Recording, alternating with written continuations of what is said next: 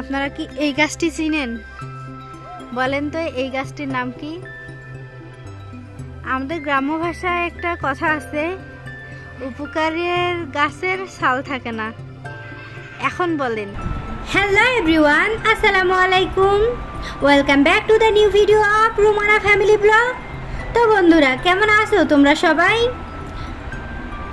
আশা করি আল্লাহর রহমতে সবাই ভালো আছো। তো বন্ধুরা, স্বাগতম তোমাদের সবাইকে আমার এই বিশেষ ব্লগ ভিডিওতে। আজ আমি তোমাদের নিয়ে যাচ্ছি আমার নিজের বাড়ির পিছনের এক এমন জায়গায় যেখানে জড়িয়ে আছে আমার হারিয়ে যাওয়া শৈশবের কিছু গল্প, কিছু উপকারী গাছের কথা আর প্রকৃতির সেই নির্ভেজাল সৌন্দর্য যা আজকাল পাওয়া খুব কঠিন হয়ে গেছে। তাই অনুরোধ রইল ভিডিওটি একদম শেষ পর্যন্ত মন দিয়ে দেখবে, কারণ মাঝে মাঝে তুমি এমন কিছু দৃশ্য ও তথ্য দেখতে পাবে যা হয়তো আগে কখনো দেখোনি বা শোনোনি। আর যদি আমার চ্যানেলে নতুন হয়ে থাকো তাহলে এখনই সাবস্ক্রাইব বাটনে চাপ দাও, বেল আইকন অন করো, যাতে পরবর্তী ভিডিও আপলোড হলে তোমার কাছে সরাসরি পৌঁছে যায় নোটিফিকেশন।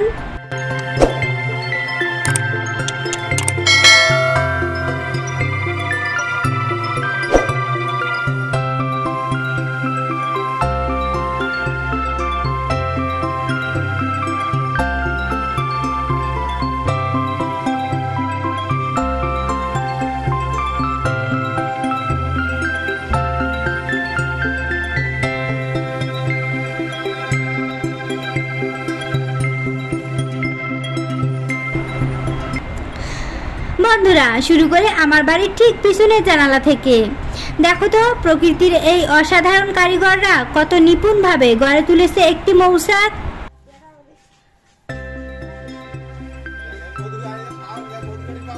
ওদের প্রতিটি ছোট্ট পদক্ষেপে আছে ঐক্য, পরিশ্রম আর শৃঙ্খলা। মৌমাছিদের এই বিনোদন দেখে মনে হয় মানুষ যদি ওদের মতো একসাথে কাজ করতে পারত তাহলে হয়তো পৃথিবীটা আরো সুন্দর হয়ে উঠত। ওদের মৌচাক শুধু মধু ভাঙার নয়, এটা এক জীবন্ত শিক্ষার সহযোগিতা, ধৈর্য আর অধ্যাবসায়ের। মৌচাকের পাশে আছে আম গাছ। এই গাছগুলোর ফাঁকেই ছিল আমার শৈশবের সবচেয়ে আনন্দময় সময়।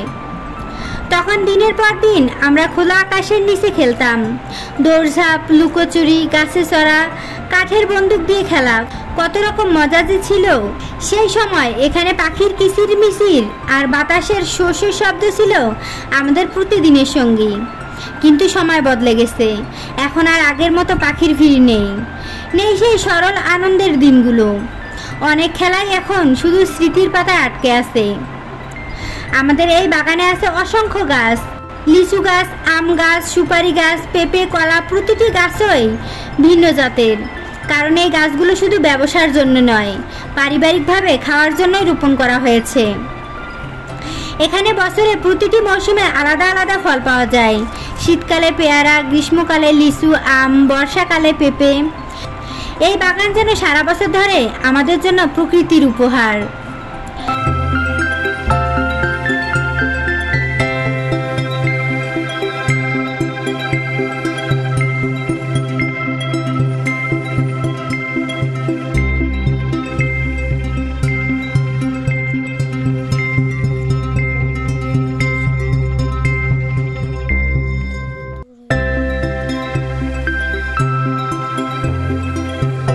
আজকের আকাশটা মেঘলা, যেন কুয়াশাচ্ছন্ন এক শান্ত বিকেল।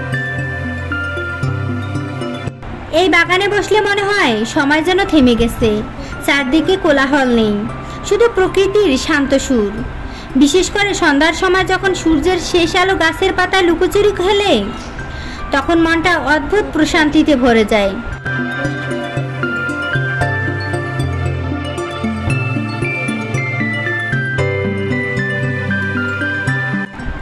বন্ধুরা, এখন তোমাদের দেখায় সেই পুরনো ফাঁদ যা দিয়ে আগে পাখি ধরা হতো। মাঝখানে খোপ, সুতায় ঝুলছে ছোট্ট একটি মাছ। যখন মাছটি পানিতে নড়াচড়া শুরু করে তখন বক পাখি লোভে ফাঁদের ভিতর ঢুকে আর তখনই পা আটকে যায়। যদিও পাখিটি মারা যায় না, তবুও কিছুক্ষণ ছটফট করে। আজকাল এমন ফাঁদ আর দেখা যায় না, এখন শুধু খেলনা বা শেখানোর জন্য ব্যবহার করা হয়। আমার ছেলে আর ভাগনা যেমন শিখছে কিভাবে আগে বক ধরা হতো, যদিও এখন এখানে তেমন পাখি আসে না।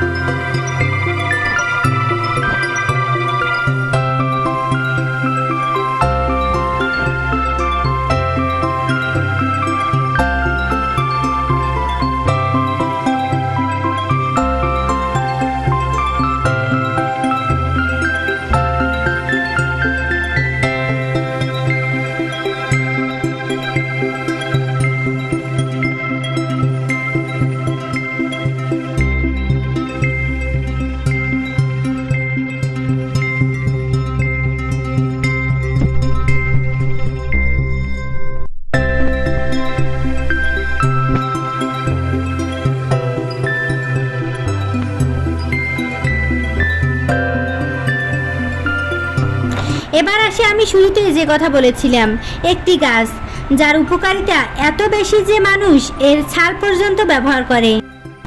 কিন্তু দুঃখের বিষয়, এত বেশি ব্যবহারের কারণে অনেক জায়গায় এই গাছের ছাল তুলে নেওয়া হয়েছে, ফলে এখন এটি অনেকটাই বিরল হয়ে গেছে। আমাদের উচিত এর সঠিক সংরক্ষণ করা, যাতে ভবিষ্যৎ প্রজন্ম এর উপকার পেতে পারে।